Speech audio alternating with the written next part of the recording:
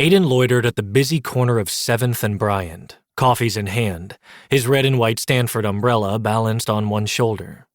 Today was the first time since Friday the downpour had let up, but even a drizzle in the Bay Area extended his 40-minute commute to 90.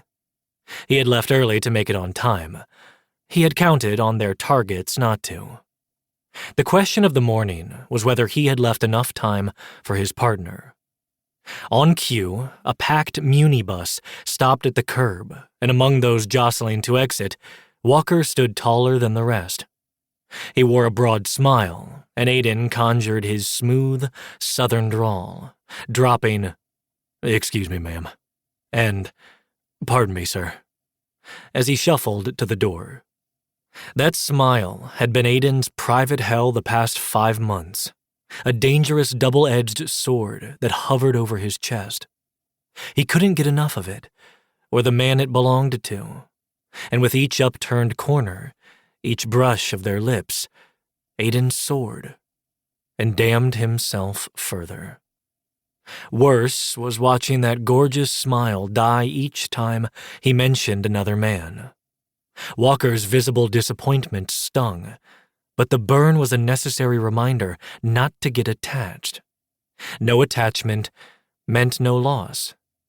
Aidan was having a wee bit o' fun and aligning a blockade of other men, his last line of defense, against anything serious, anything heart and life-shattering, with Walker.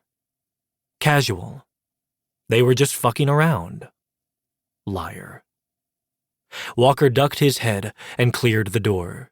Sans umbrella, he lifted his handsome face to the gray sky and stood there, smiling face to the misty drizzle as commuters split on either side of him.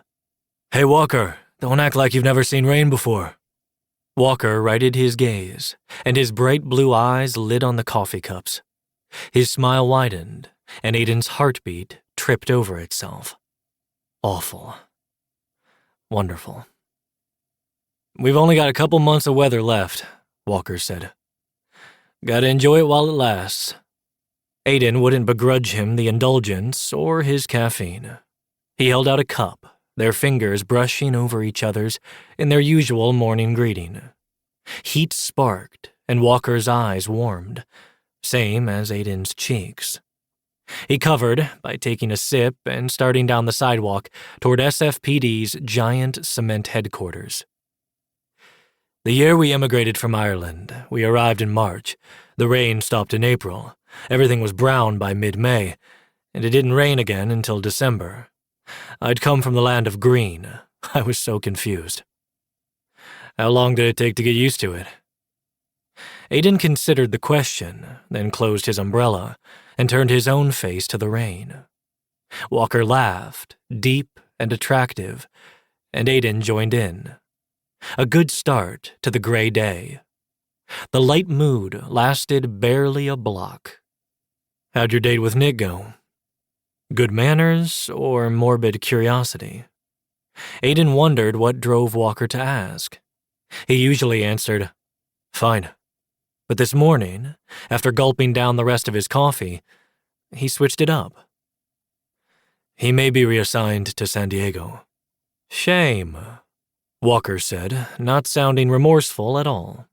Aidan was about to call him on the half-smirk when Walker suddenly picked up the pace. Aidan followed his line of sight and spotted their targets approaching from the other side of the street. "Think this meeting will be any different than the last one?" Aidan asked.